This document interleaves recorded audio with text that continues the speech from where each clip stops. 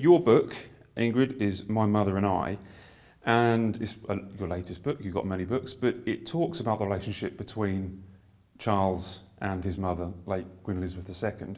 And in it you touch upon the idea that possibly Charles didn't have the most loving childhood. And Harry has spoken about how he moved to the United States to break the cycle of pain. Do you think Harry, has a point, or what's your thoughts on that? Well, Harry probably does have a point, because that's what he feels, or that's what his therapist has told him. But I think that what Harry's not realising, and Harry never quite gets the whole picture, is that Charles was brought up in the 50s. He was born in 1948. It was so different.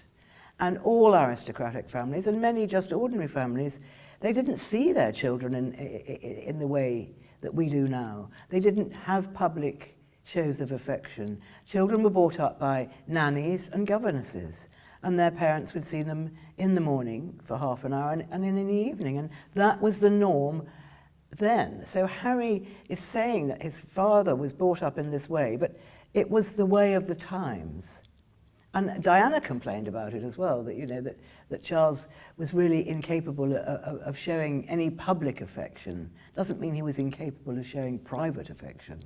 So do you think Harry has a point? He talks about coming from a broken home. I mean, does he have a point there, do you think? Well, I think he does, but I mean, for all the people that I've spoken to that used to work at Highgrove, when Harry was a little boy, he was a really happy, cheeky, very naughty little boy who got on incredibly well with his father. And William mooted more to his mum. And yes, of course, Charles and Diana had terrible rows. And Diana used to go around, she was so frustrated with her husband that she would go around the books and just punch them with anger and scream and slam doors. We should try it, Matt, when you're really frustrated. But then you probably hurt your knuckles. But it could be wild at times. But according to one of the housekeepers there, the children didn't really see that. Because the minute there was action stations, I think they used to call it, they were whisked away by a nanny, a housekeeper, a detective. Remember, they had their PPOs there. They weren't exactly on their own. So you talk about Diana. I can say you were friends with Princess Diana. Yes. You went round to, you went round to Kensington Palace for cups of tea? Yes. What was that like? That must have been quite a... Well, the first time I went there, this is the longest time I spent with her, she invited me around because I'd written something that she didn't like. And Diana really could get people by the neck. And she was very clever. She was an arch manipulator because she would bring the enemy in. So I wasn't the only journalist to go there by any manner of means. And then she confronted the enemy, and then she made friends with the enemy. So she was very clever, and she thought I was really hugger-mugger with Prince Charles. And she wanted to find out, because we sort of laughed about the biscuits at Highgrove and all kinds of little things, because I'd been to Highgrove with Charles, and Diana wanted me on side, because I'd written something saying that, I think it was Paul Burrell was driving people into Kensington Palace covered by a rug in the back of the car. But it was Hasnat Khan. I didn't know that, but she didn't know I didn't know that.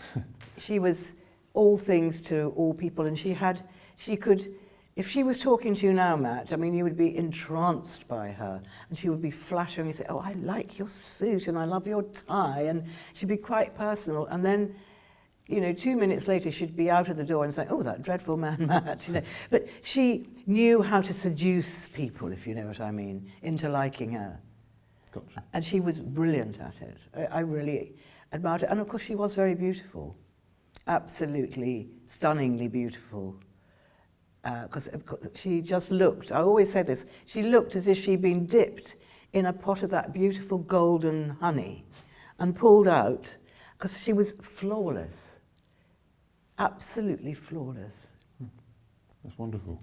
So based on your time you spent with Diana, which was a long time ago now, but what would she have thought, do you think, of Prince Harry's actions over the last... It's a big topic, but what do you think over the last 4 or 5 years? Would she have been supportive of what he's been doing? I think she'd be very proud of Harry having the guts to leave something he didn't want to be in anymore. So I think she'd be very proud of him for getting out of the royal family, because that's what she wanted. She wanted to get out of the royal family and live in America, but she couldn't do that because then she thought, well, my kids are going to be taken away from me.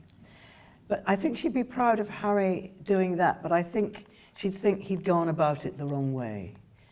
I think she probably would have thought that he needed to go and discuss this with his father, discuss it with his grandmother, and not just, leap. But I think the only way Harry ever could have done it was to leap. Because she was a maverick herself.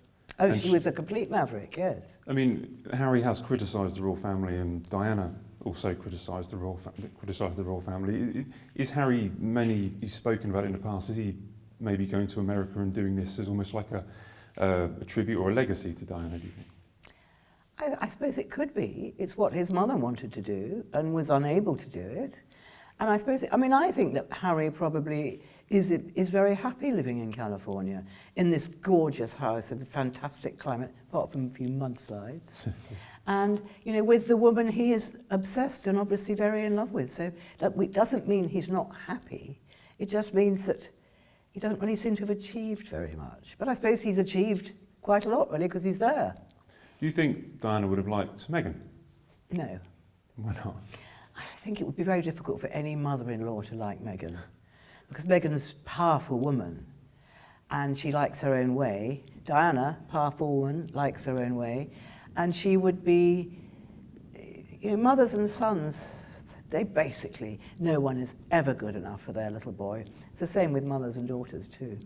Okay. I know that in the past, like obviously Harry had other girlfriends, but you're also friends, or you know the family of Cressida Bonus. Do you think possibly Cressida might have been a better choice, or is that a harsh question? Cressida's the most beautiful, lovely girl, but she had no desire whatsoever to live that royal life. I remember her telling me that what she found really hard, and I think Diana used to find this really hard, but it wasn't so bad in her day, that she'd be walking down the street and people with sort of phone cameras would be taking pictures of her and say, oh, look, she's got dirty hair. Oh, look, she's got her shoelaces are undone. All these personal comments, which are really quite hurtful if you're not born into it. And I think that she had no intention really of being Harry's wife. I think he would have loved it, and I think he was very keen on her. But I don't think she had any intention of ever marrying into that family.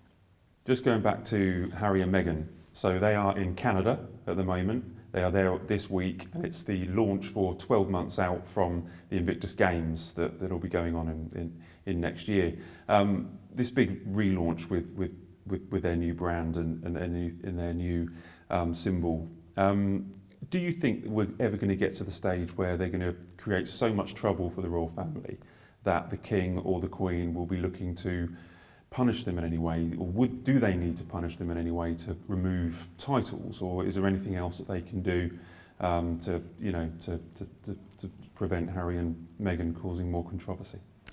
I can't see King Charles wanting them to have their titles taken away. After it was its late mother who gave them the title on their marriage.